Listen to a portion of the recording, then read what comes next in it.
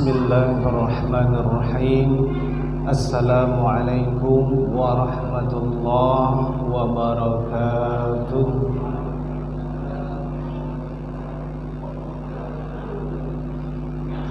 Alhamdulillahilladzi hadana lihada wa ma kunna linahtadiya laula an hadanallah. Asyhadu an la ilaha illallah wahdahu la syarika lah wa asyhadu anna Muhammadan 'abduhu wa rasuluhu alladzi la nabiyya ba'da, amma ba'd. Rabbi shrah li sadri wa yassir li amri wahlul 'uqdatam min lisani yafqahu qawli. Shadaqallahul 'azim. Bersyukur kepada Allah Subhanahu wa taala dengan ucapan alhamdulillahi rabbil alamin. Bersalawat kepada Nabi Muhammad dengan ucapan Allahumma salli ala sayyidina Muhammad wa ala ali sayyidina Muhammad. Bapak, Ibu, saudara-saudara sekalian yang dirahmati Allah, pada malam hari ini kita masih dikumpulkan oleh Allah atas izin Allah, tentunya dalam keistiqomahan kita dalam belajar menuntut ilmu Allah.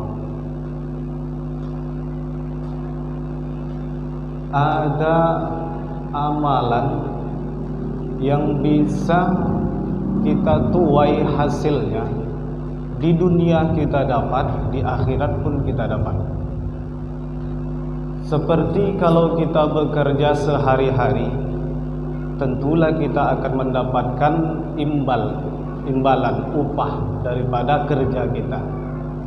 Upah itulah yang dikatakan sebagai pahalanya, balasannya. Namun sebaik-baik bos, sebaik-baik toke, sebaik-baik pembesar itu dalam memberikan upah pasti tidak setara dengan bonus yang dia berikan.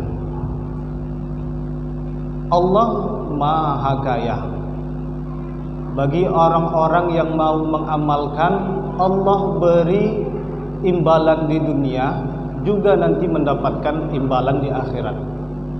Karena Allah lah tentunya yang maha memberikan bonus berlipat-lipat ganda. Masalul ladzina yunfikuna amwalahum, perumpamaan bagi orang-orang yang menginfakkan hartanya di jalan Allah, kamatsali habbah, seperti biji yang tumbuh fi kulli habbati sab'a sanabil. Dalam satu biji itu nanti akan tumbuh, satu pohon tumbuh 7 ranting, 7 dahan. Dari 7 dahan tersebut tumbuh mi'atu habbah, melahirkan keluar beratus-ratus daripada biji untuk ditanam kembali. Wallahu yudha'ifu liman yasha. Allah maha mengali-ngalikan lagi, Allah maha memberikan lagi bonus daripada itu. Inilah Allah yang maha kuasa. Pada malam hari ini kita masih untuk mengkaji satu hadis tepatnya yang akan kita bahas pada malam hari ini ada dalam kitab Sahih Muslim, hadis yang ke 2699 yang diriwayatkan oleh Abu Hurairah. Qala Rasulullah sallallahu alaihi wasallam. Rasulullah sallallahu alaihi wasallam bersabda, "Man naffasa an mu'min, man naffasa an mu'min."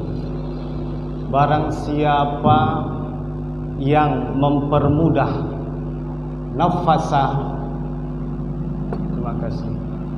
Nafasa kalau bahasa Arabnya itu sama seperti berasal dari kata nafsun. Nafsun itu manusia, jiwa, raga. Artinya barang siapa nafasa, yang memberikan nafas, yang meringankan orang, Berarti orang yang akan diberikan napas ini, orang yang akan diberikan keringanan ini tentunya orang-orang yang dalam keadaan sulit. Man naffasa an mu'minin kurbatan min kurabid dunya. Siapa yang memberikan napas kepada orang mukmin yang lain dari kesusahan, kesulitan hal-hal dunia, naffasallahu anhu, Allah akan memberikan napas bagi dia. Allah akan mudahkan dia kurbatan min karabil akhirah. Allah beri dia napas, beri kemudahan, Allah ringankan hal dunia dan akhirat dia sekaligus. Yang berkaitan dengan napas tentulah manusia. Maksudnya bukan kita memberikan nafas tuh awak tadahan mulut awak ke mulut dia, bukan itu. Memberi nafas orang yang sesak, sulit, kalau makna terjemahan yang lain, man farroja, siapa orang yang membahagiakan, yang membuat orang bahagia, kurbatan, dari kesulitannya, membahagiakan seseorang dari kesulitan. Biasanya yang berkaitan itu ekonomi dan muamalah. Ini yang berkaitan. Ekonomi ya tentunya sandang, pangan, papan. Sandang yang dipakai, baju, celana, kolor, itu yang dipakai. Pangan, makanan, papan, rumah. Siapa orang yang memberikan napas, yang mempermudah seseorang dari tiga hal tersebut dalam kategori sandang, pangan, papan, maka Allah akan permudah hidup orang yang mempermudah itu. Duit, gaji, kojo kan, duit tadi. Ada saudara yang kesusahan, tak bisa makan, tak dapat makan, tak ada duit, kerja tak ada, maka ringankan beban orang itu. Ringankan, tak kenal, kenapa ya aku tolong-tolong, ringankan walaupun tidak kenal. Karena yang terutama yang harus kita sama-sama untuk menjaga adalah jiran tetangga.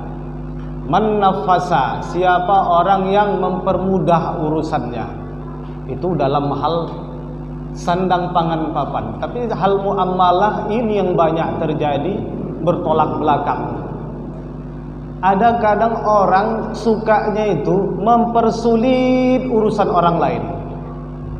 Tuh tengok di kantor-kantor apa sana kan, tak kantor apa lah kan, hendak ngurus surat-surat pun payah. Suka betul dia mempersulit urusan orang. Kalau bisa mempersulit, ngapain dipermudah? Itulah pola pikir orang sekarang. Padahal kerjaannya dia itu memang udah tupoksi pekerjaan dia. Tapi suka, memang ada orang yang suka mempersulit orang lain. Mafhum mukhalafah daripada hadis ini, kalau orang yang memberikan kemudahan kepada orang lain, maka mafhum pemahaman sebaliknya, orang yang mempersulit orang lain, begitu pula Allah persulit urusan dunia dan akhirat dia. Allah persulit. Kadang merasa dia memang tak merasa persulit. Ada masanya dia akan merasa betul-betul kesulitan, buntu pikiran dia, tidak dapat memecahkan masalah. Allah persulit urusannya. Contoh banyak, terutama guru-guru honorer itu tak sesuai dengan kerja dan upah dia. Ada guru yang satu hari full mengajar, sebulan pas dia dapat berapa les, habislah seminggu itu waktu dia untuk mengajar dari pagi sampai siang. Tak sesuai yang dengan dia dapat. Man nafasa, ini Kalau punya kekuasaan, punya kekuatan, punya kemampuan untuk menolong orang-orang seperti ini, Allah ringankan, Allah mudahkan urusannya. Apa salahnya sebagai pembesar? Oh, ini anggota aku ini tak cocok ini. Kerja berat, kerja jenderal, gaji kopral. Namun ada pula yang kerja kopral gaji jenderal, ada. Kojo tak ada, sikit aja kojo, tapi gajinya jenderal. Ini kawan kojonya ndak mampus, menghabiskan napas dia kojo tuh, tapi gajinya gaji kopral dikasih. Tak cocok. Nah, bagi orang yang mampu untuk mempermudah urusan seperti itu, cobalah disamaratakan. Karena yang paling bermanfaat, yang paling berharga di sini bukan masalah kinerjanya tuh, waktu yang dihabiskan oleh manusia bekerja itu. Nampak bahwasannya toke-toke, bos-bos itu kan, kepala-kepala tuh tak menghargai waktu orang lain. Dia tak menghargai bahwa waktu itu seperti emas. Dia anggap tai waktu itu bagi orang-orang honorer itu. Kalaulah dia anggap waktu itu emas, siapapun yang bekerja, siapapun dia, guru honor, guru apa, guru les, pasti dia tinggikan gajinya. Sesuaikan dengan jam dia, waktu dia habis di situ. Ini udahlah kerja seharian 1 bulan full kerja. Gaji dapatnya 700.000, 800.000. Masa orang yang tak bekerja pun dapat, iya kan? Gaji-gaji segitu dapat, yang di jalan-jalan itu dapat. Sesuaikanlah. Maka bagi orang yang mempunyai wewenang atau orang yang punya ilmu, punya skill untuk menolong orang-orang seperti ini khususnya, yakinlah nanti Allah akan mudahkan urusannya. Allah mudahkan. Itu urusan sandang pangan papan. Muamalah, banyak yang terkait muamalah, kantoran perkantoran, itu termasuk muamalah. Surat menyurat, buat KTP, buat KK. Cobalah persulit urusan orang, Allah sulitkan. Tapi kalau dia permudah, Allah mudahkan dia urusan dunia plus dapat bonus di akhirat. Bonusnya itu tidak sama dengan yang dia lakukan di dunia.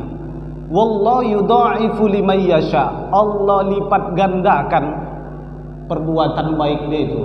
Allah lipat gandakan selagi farroja, nafasa, membahagiakan. Seseorang itu bahagia akibat pertolongan dia, selama-lamanya Allah kirimkan itu pahala. Selama-lamanya Allah kirimkan itu pahala bagi orang yang menolong. Selanjutnya, may yassara ala mu'sirin, barang siapa yassara, mempermudah juga, tapi makna lebih utuhnya sebenarnya itu yassara surur, memberi bahagia, memasukkan kebahagiaan di dalam diri orang lain. An mu'sirin, kepada orang yang hati dia sedang galau, kacau, bingung, lunglai, dia berikan kemasukan kebahagiaan di dalam diri seseorang yang sedang tertimpa kesulitan. Begitu pula tidak terlepas dari sandang pangan papan sosial, muamalah. Karena hidup ini dengan itu berkaitan. Kalau ada orang yang tidak mengakui, oh aku tak berkaitan dengan itu, berarti itu jin itu. Jin itu. Bukan manusia itu. Karena manusia pasti butuh. Tak ada yang tak butuh duit. Ada di sini yang tak butuh duit. Ada. Pasti tak ada. Ada Pak Ramli ya. Tak butuh duit tapi butuh boras, ya kan? Dia tidak mau duit, dia sistem barter dipakainya. Yassara lebih mendorong maknanya itu ke hati.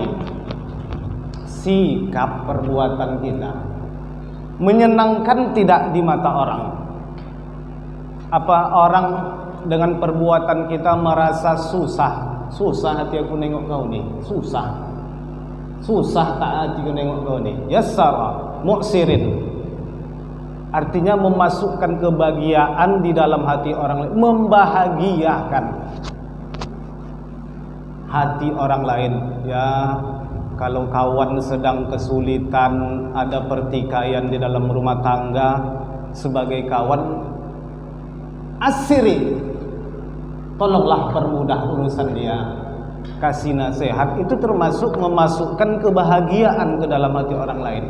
Jangankan memuji, senyum saja walaupun memasukkan kebahagiaan. Apalagi kalau cewek cantik kan, banget kan, bahagia total, tengiang-ngiang dalam tidur kan. Senyum sekalipun itu termasuk idkhalus surur fi qulubil mu'min, memasukkan kebahagiaan di dalam hati seorang muslim, pahala, sedekah. Apalagi menolong permasalahan, otaknya buntu, tak tahu jalan, ditolong.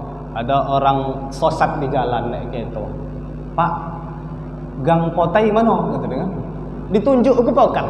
Ini sosat nih. Coba menunjukkan itu gang potai itu sebelah tuh. Mayassara, termasuk orang yang sudah memasukkan kebahagiaan dalam hati orang. Apa pahalanya? Apa imbalan dari Allah? Yassarallahu anhu fil akhirah, fid dunya wal akhirah. Di dunia dia dapat kebahagiaan, di akhirat pun tentu lebih banyak lagi kebahagiaan yang dapat. Karena tak setara kebahagiaan dunia dan di akhirat. Hal apa yang membuatkan kita bahagia di dunia ini? Apakah uang banyak? Anggaplah dengan banyaknya harta benda kita, mungkin itu membuat kita bahagia. Tapi kalau kita kembalikan ke akhirat, mungkin beribu-ribu rumah yang kita miliki di bumi tak setara dengan satu rumah yang ada di surga. Sama tidak? Pasti beda. 1000 rumah kita milik dikasih orang di dunia, banding dengan satu rumah di surga, mana lebih kita pilih? Pasti satu rumah di surga. Artinya apa? Kebahagiaan dunia ini kecil. Kalau kita cari-cari kebahagiaan dunia ini hanya sebatas sebesar sebelah sayap nyamuk. Kita celupkan jari tangan kita ke laut, kita angkat, setetes itulah kebahagiaan di antara lautan itu. Air laut, kebahagiaan yang lautan inilah surga di akhirat yang akan kita tuai. Maka bahagiakanlah orang, mudahkanlah kebahagiaan orang, mudahkan kesulitan orang lain, maka Allah akan mudahkan urusan dia. Ada orang naik kereta, terus tersenggol, bukan sengaja disenggol, tersenggol. Musibah tak ada yang pinta. Kadang kita nih udah elok-elok, namun dilanggar orang juga. Beda halnya yang dengan hidup lampu sen kanan belok ke kiri, itu beda. Bagi orang yang mana tahu menyenggol orang lain, tersenggol. Kalau ketonyo yang colah sedikit, yang belakangnya patah sedikit, tak usahlah persulit urusan orang. Tak usahlah. Lebih bagus udahlah nak, kau pun tak sengaja menyenggol apa kan? Kaki apa berdarah tu? Lah berdarah biasa nak. Keto apa rusak? Tidak pun kau melanggar, rusak ugo dia nanti. Permudahlah urusan orang. Ini kadang gara-gara cala sedikit keto yang pemijaknya patah. Aku polisi. Mempersulit keadaan, mempersulit. Toh yang menyenggol orang kaya, kok orang susah? Apa tak makin susah? Makan aja udah bingung, apalagi mengganti harta orang. Lebih bagus permudahlah urusan seperti itu, yang hal-halnya sepele.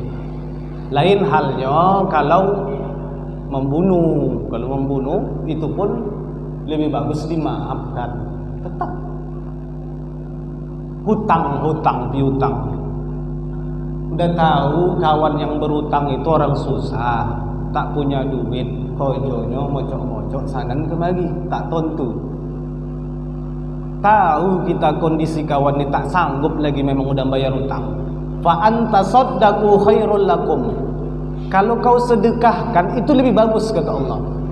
Lebih baik disedekahkan, tak usah dipinta lagi.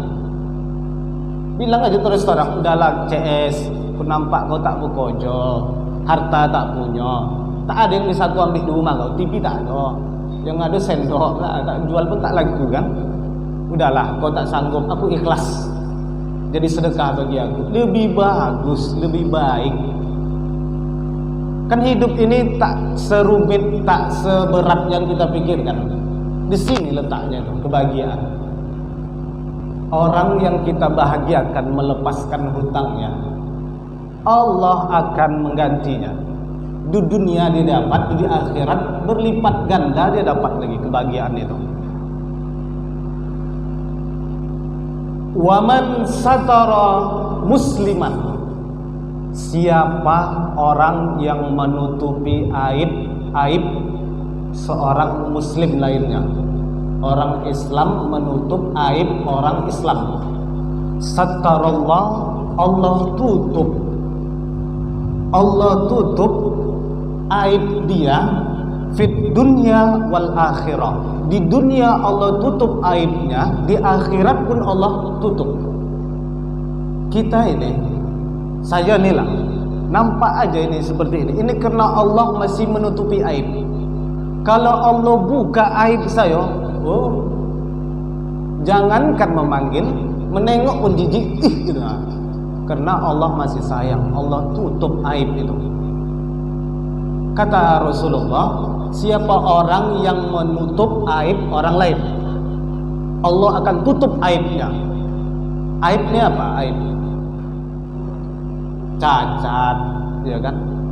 Fisik dulu, cacat apalah, tangan segala macam, kepala poci, lain sebelah telinga kan, misalnya kan, tangannya panjang sebelah, cacat.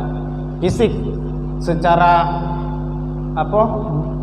Amal batiniahnya, mungkin dia pelaku maksiat kepada Allah. Jadi tutupilah.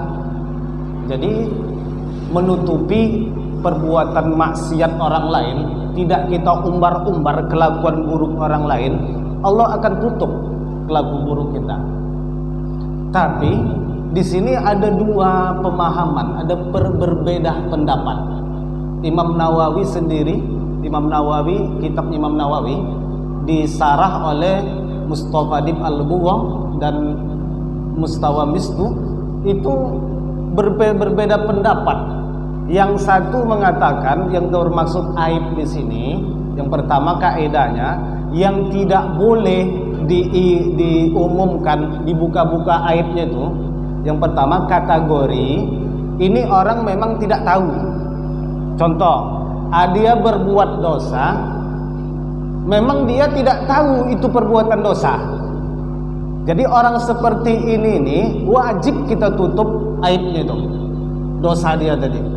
Wajib kita tutup karena ketidaktahuan dia tentang dosa itu. Pendapat yang kedua, dia tahu perbuatan itu dosa, mencuri itu dosa, tapi dia lakukan pencurian itu. Sehingga ini pendapat kedua mengatakan lebih baik diinformasikan, diberitahu orang lain dia pencuri. Hati-hati, maksudnya gitu, dikasih tahu, dibuka aibnya. Karena memang dia tahu perbuatan dia itu memang haram, tapi tetap dibuat dia. Ini namanya mubarazatillah, melawan, menentang, mengajak Allah berduel. Ini orang seperti mengajak Allah bertarung namanya tuh. Dia tahu hukum itu haram dilakukan, tapi dia lakukan. Orang seperti ini wajib dibuka aibnya. Perbuatannya, itu tadi contoh pencuri, itu anak si Polan, memang kemana-mana kerja dia mau mencuri aja lah, penyabu, mencuri. Apakah aib ini wajib ditutup, apa wajib diumbar? Diumbar aib dia seperti itu, supaya orang lain tahu. Ini karena urusannya muamalah. Kalau urusan dengan Allah, mungkin dia tidak sholat, kita tidak wajib buka. Dia tidak sholat, tak haram bagi kita buka aib dia kepada orang lain. Tapi urusan muamalah dan dia tahu perbuatan yang dilakukan dia itu dosa, kita wajib memberitahu kepada orang lain supaya orang lain itu tidak kena dengan perbuatan dia. Wanti-wanti pencuri tadi, hati-hati kau yo, anak si Polan tuh pencuri anak si Polan tuh. Uang tabung gas uang habis lah udah, gato-gato lah. Kau belum kan, hati-hati kau kalau nampak kau di muka mau dia. Ini namanya bagus pemberitahuan. Jadi memang sataro ini menutup aib itu kalau aibnya maksiat kepada Allah. Hanya kepada Allah dia berbuat maksiat. Dia tidak sholat, tidak puasa, tidak zakat, tidak mau menolong orang lain. Ini aib pribadi dia. Tidak boleh kita bongkar. Cacat badan dia, cacat apa dia, kelakuan dia, akal dia, tidak boleh dibongkar. Tapi kalau perbuatan dia yang sudah melampaui batas dan kategori umum, maslahatnya itu penting, umum kategori muamalah untuk wanti-wanti, maka aib seperti itu boleh dibongkar.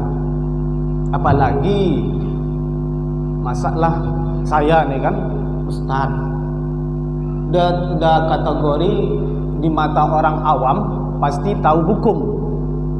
Tapi masa seorang ustaz, maaf cerita, berzina misalnya kan,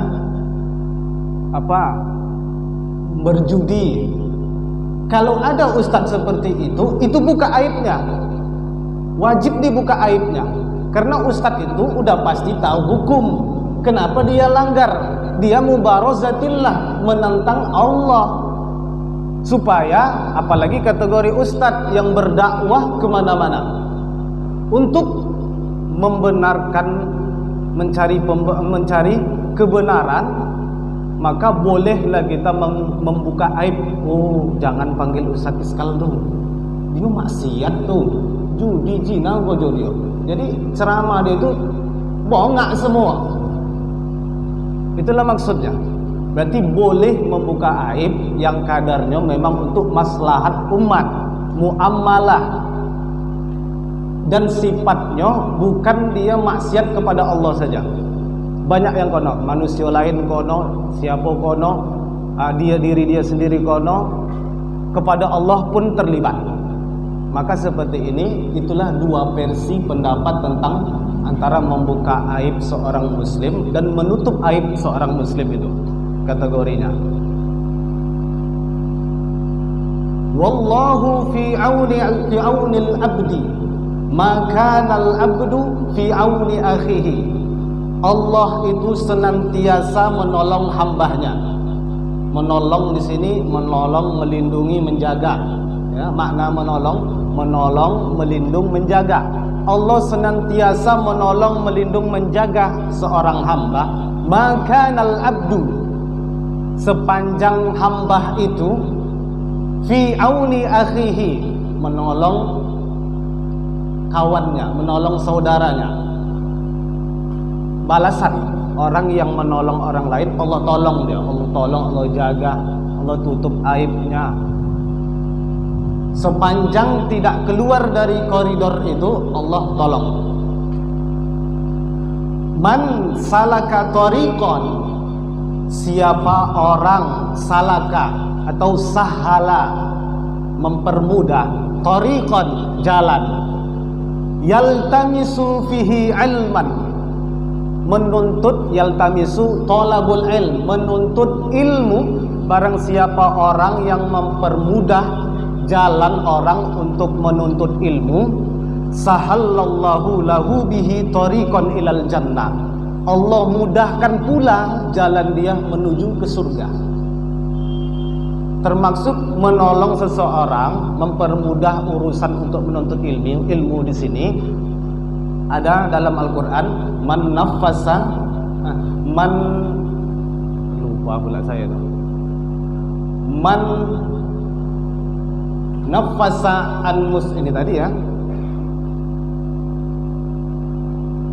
Man salaka, bagi orang yang mempermudah jalan orang lain untuk menuntut ilmu. Nah, ini kategorinya yang pertama, orang yang mendanai, karena menuntut ilmu nih, sekolah nih justru tentunya punya biaya sekolah, pakaian dia, atribut dia.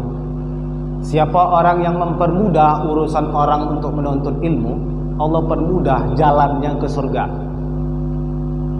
Jalan yang dimaksud kepribadian orang yang menolong tuh, Allah arahkan hidup dia memang betul-betul di jalan Allah. Allah jaga langkah kakinya, Allah jaga gerak-geriknya bagi orang seperti itu. Termasuk kita ini, pengajian ini.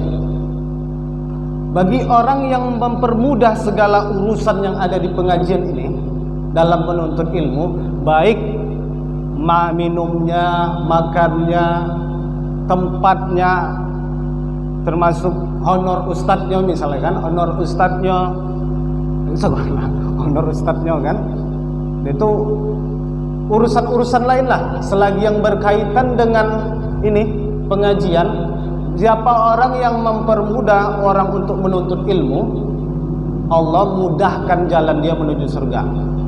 Nah, ini untuk yang donatur masjid gitu nih, ini insya Allah jaga ini orang ini.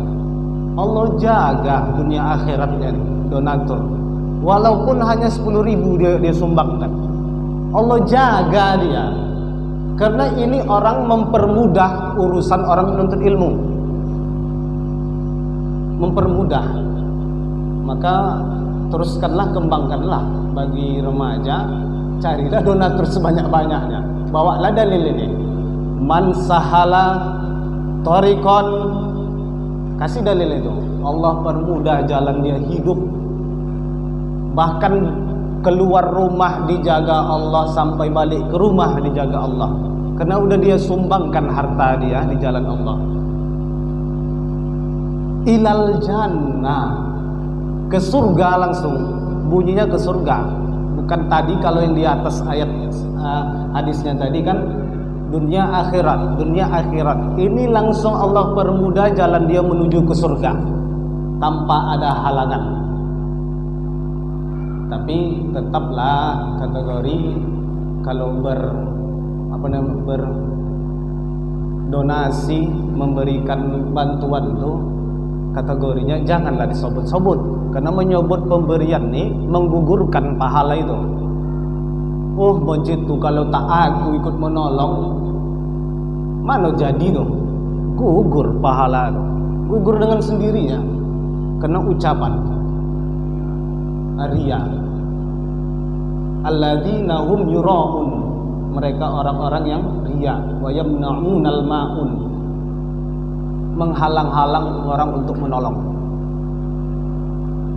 Jadi bagi kita donatur, termasuk kita ini, makanya dulu ini bukan maksud saya menyeleweng ya, bukan maksud saya menyeleweng itu arti oh dia ini akal dia minta tambah honor nih, bukan, demi Allah bukan ya.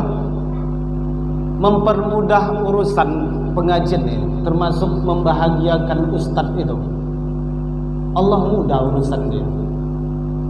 Memang betul. Itu orang-orang dulu, tengoklah kalau pengajian bawa kain putih kan, bawa gas, bawa apa kan. Orang dulu. Kalau sekarang udah tak pakai bawas lagi langsung ya kan. Maka kita seharusnya sebagai manusia, inilah bentuk upaya kita dalam menolong agama Allah.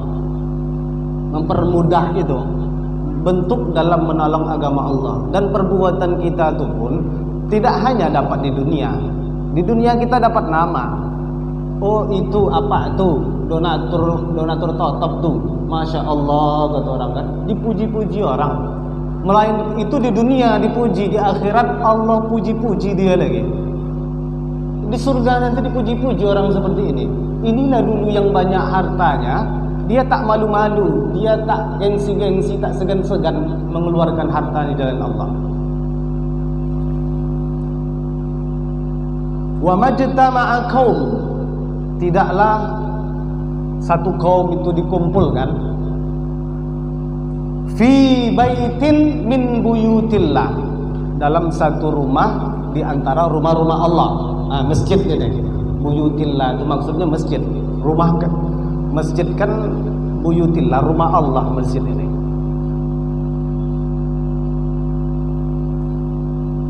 Yatsluna kitabullah, mereka belajar membaca kitab Allah, Al-Quran.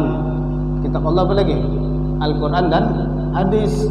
Hadis itu memang ucapan Nabi Muhammad, tapi wahyu diwahyukan kepada Nabi melalui mulut Nabi. Kalimatnya itu diolah sama Nabi. Tapi tetap Al-Quran dan hadis itu kitabullah.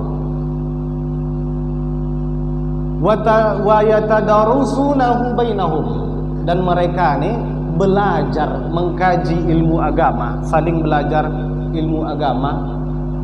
Melainkan inilah illa nazallallahu alaihim sakinah, Allah turunkan ke hati orang-orang yang semua kategori tadi itu, yang menolong, yang mempermudah, Allah turunkan sakinah, ketenangan di dalam hati, ketenangan di dalam jiwa. Wa ghasyiyatuhumur rahmah, Allah berikan rahmat, Allah curahkan rahmat. Wa haffathumul malaika, Allah kirimkan malaikat untuk mengelilingi, seperti pengajian malam ini. Wa dzakaruhum Allah fima indah, malaikat yang berkeliling-keliling tadi menyebut-nyebut nama-nama kita ini yang dalam pengajian ini. Ramli, Harun, Rizki, Aldi, Oji Putra, disebut-sebut sama para malaikat.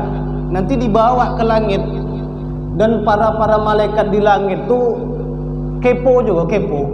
Woi, itu pengajian tuh Ramli, Harun, disebut-sebut nama kita di alam malakut.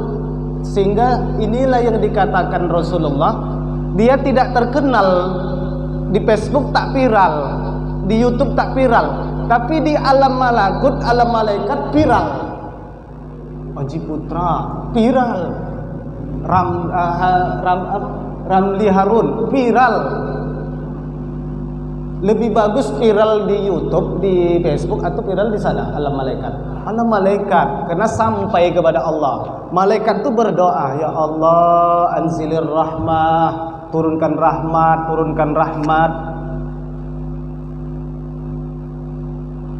Wa man batta'a bihi ilmuhu, barin siapa yang meninggalkan ilmu itu, tak mau dia menuntut ilmu, tak mau belajar mengaji, lam yusra'u bihi nasabun, tidak juga pula keturunan, nasab dia, faktor dari keturunan dia, apa nama, deking dia tuh, bukannya bisa meninggikan dia. Tak ikut dia pengajian pun bukannya naik marwah dia di luar sana, tetap juga ini seperti itu. Ya kalau udah dikatakan iblis, udah pasti iblis. Manusia berubah jadi malaikat. Dikatakan manusia, tentu manusia. Artinya nasab keturunan ini tak menjadi seseorang untuk mulia, kecuali nasab Rasulullah ya. Nasab kita nih kecuali keturunan Rasulullah. Kita ini manusia selain keturunan Rasulullah, tak bisa meninggikan nasab kita. Oh, anak si Polan tak pakai, kecuali dia mau menuntut ilmu Allah. Itulah yang namanya disebut oleh para malaikat. Karena waktu udah masuk nih ya, kita akhiri. Semoga bermanfaat. Apa-apa yang benar datangnya dari Allah, yang salah-salah datangnya dari Al-Fakir. Akhirul kalam, wassalamualaikum warahmatullahi wabarakatuh.